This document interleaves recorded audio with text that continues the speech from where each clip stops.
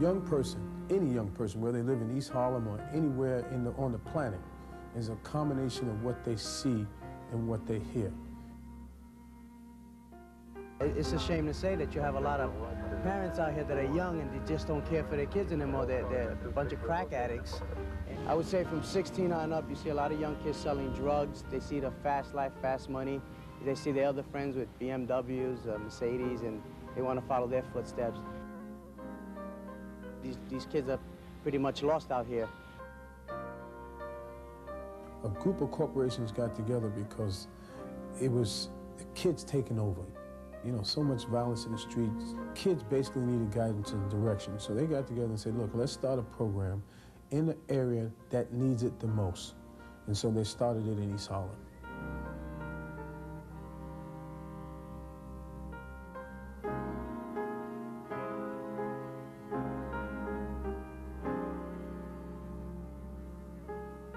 East Harlem, basically, 60% of the kids are high school dropouts. 67% of the women are having babies out of wedlock.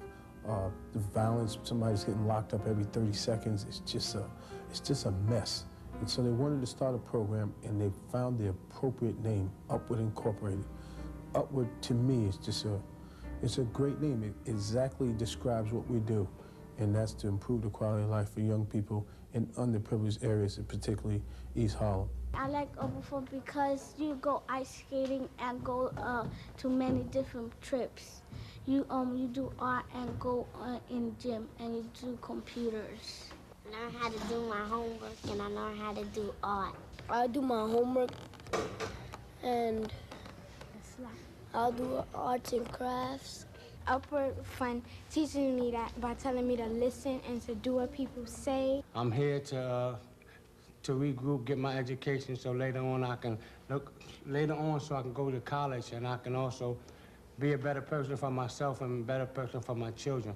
It keeps children out of the streets. Now, I'm saying this strongly, that no man can conquer the streets. And so if you're in the streets, you get swallowed up by it. So now the little kid, 13 years old, is saying things, all the curse words, all the language that really is inappropriate for his age, but it's appropriate for his environment, not giving guidance and direction. My father passed away because of something that he had in his heart. You know, I think he had his heart stopped and stuff like that. And my mother died. You know, like she used to use drugs, and then you know how they used to go like that. So she fell down the stairs and she hit her head, and she had blood clots and blood transfusion, so she died over that. In a normal community, and they say quote unquote normal, the leaders of the community are the doctors and the lawyers and the teachers. Now, in a neighborhood, in a low socioeconomic neighborhood, the leaders might be the drug dealers, the dope pushers, they might be the prostitutes. So young kids in an environment where they hear cursing and where there's no parents to give them guidance, with no mother to give them love, they learn from the streets. Right now, I would have been probably throwing rocks at cars and stuff like that. You know, doing bad stuff. If the upper front wasn't around, you know, it would have really been bad for me and the other kids who are in the upper front. It's a bad neighborhood around here. You know, anything could happen, you know, because you never know. You could be standing outside playing basketball, you know, you could be an innocent kid and just somebody come and shoot. So that's how come I usually gotta act older than what I am. Then we seen everybody else going to the upper front. So we went and we see how many activities they have. We're like, hey, you know, we like these stuff.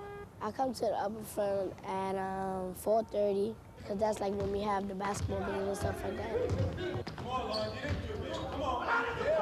Set up. But, you know, I usually go to the upper front, not to only play basketball, not to, you know, just go and see everybody that came by. You know, I go there to learn, do activities, and, you know, so that I can help and know what I'm gonna do. As a kid, I was one of those kids that you didn't know which way I was going, the right way or the wrong way. But Upward always kept me in line and always taught me good from bad. From a membership point of view, kids need identification, right? So they want to belong, and so we let them belong. Give them a card with a picture ID on it, and they're part of the member, they're part of the family. I leave school at 2:15. I generally get here about 3 o'clock in the afternoon. All youngsters get center cards, and we sign them up, by category and by age group. I go to the front desk and I check in my number, which is YA2, young adult 2. So when they come in, they call in their number so we know they're present. And when they leave, they check out their number. And go to the back to the homework room. And, you know, if I have any trouble on homework, there's people there to help you. And most of the time, I just need help on vocab or stuff like that. Mr. Kid, he helps me out a lot. Because, you know, at times I could be bad, and then at times I could be good. But, you know, he encouraged me to, you know, to be a well-behaved young adult, you know. Kids like Manny, kids like Julio want to play football, hockey, and want to get involved in sports. But underneath it, once we hook them, we give them guidance, direction, education, love, and we help them to develop the kind of will and the kind of mental toughness so that they can become responsible citizens and make it in life. You have to have a plan for getting that ball in the basket. The same thing with your life. You gotta have a plan, all right? You understand? If you want to catch a fish, you gotta have a plan. You want to win this game, you gotta have a plan. You just can't run up and down the court. That's all y'all doing. And the plan is to give the ball to the open person. I started in youth work some 27 years ago. And it was sort of funny how I got started. I was standing in the street, and two guys had guns. They were going to shoot each other. And some kind of way I panicked. I walked over and talked to them. I said, basically, if you guys shoot each other, your kids are going to miss you, and you're not going to have a family and whatever. And they turned around and looked at me and was like, this kid is crazy. And they put the guns away. All right? And the people walked up to me and said, well, what did you say to them? I said, I don't know. All right? And then some gentleman snatched me and said, you are working with young people. You have yourself a job. And that's how I got started. Yeah, Mr. Kid's like a father to me and to everybody else because he's always been, you know, grateful to everybody. He teaches us.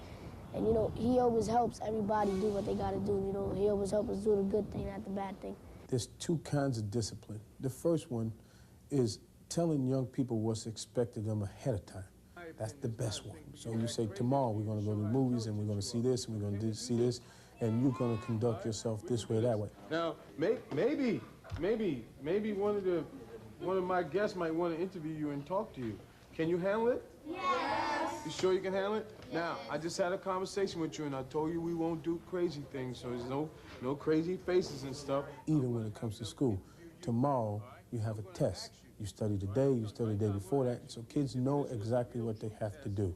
The second discipline is when they test that. So in other words, if you told them what to do, and now you're telling you they're not going to do it, that discipline is to make sure that they do exactly what you do. So that discipline is a form of punishment. We have one specific rule that might be unique in the sense that we allow them to bring guests, like you do in a family, but if their guests act up, we put them and the guests out. Now, you just don't kick the kid out. You go out with him, and you walk with him up the block, and your arms are around him while you tell him the same thing you would have told him if your arms wasn't around him. So it's not like, get out, and I don't want to see you. It's like, let's take a walk, and let's talk about the things that's bothering you. Are you ready? Yes, I'm ready. You ready to come back in? Yeah. You understand rules and regulations? Yes. All right? Officially, as of 6:30, you are now a member again. We love you to death, man, but we're not going to have that kind of stuff, you understand? All right? Love you. The love aspect, the guidance aspect is still in there in the form while you're still punishing them. And that's the discipline of love, and it works. You can have the meanest attitude, but once you go in there, it's like, you know, you're entering a new atmosphere. And like Mr. Kid, he's like a god in there. And when I've had my ups and downs, they just always trying to work things out, and it's really good. So Upward, as a vehicle, as an institution, asks youngsters to come on out of the street and come with his love, come with his guidance. We're not the savior for every young person, but for the young people who take the time to step out of the street and come in the Upward, they'll find a whole different world, a world where people care about them, a world where you can learn. There's computers, there's homework assistants, there's somebody to help you. And It's almost like a substitute family. We're all part of a family here. And so when the kids trust the adults, they begin to open up their real problems, and they have people here who can help them.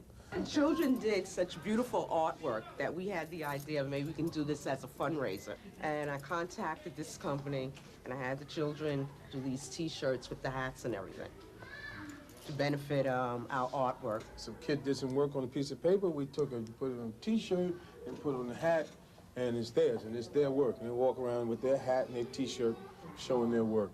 And it's amazing that kids have this much talent. The cost of running a program such as Upward is minimum. It costs us $600 a year per kid. It costs $25,000 a year for the government to keep a youngster in jail. And it costs $22,000 a year to send a youngster to college, like Yale.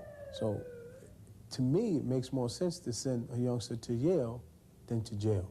The Upward Fund, have changed my life, like almost 360 degrees, just all around. And, I just like this program. Some of them kids were real bad, and now that they're in the Upward Fund, some of them go to church, and, they do everything all right. There's basically study after study that say that young people who get locked up still don't learn anything. They come right out of the system and create that crime and crime again. But education might be the only avenue where you can give up your education or teach somebody something, and you still know it. I want to either be a businessman or a hockey player. That's what I study in my life right now. Dave helped me study for the SSAT for private school, and I got accepted at Trinity Pauling, and I should be attending there in September as a sophomore. We need to, as a society, get our priorities in order.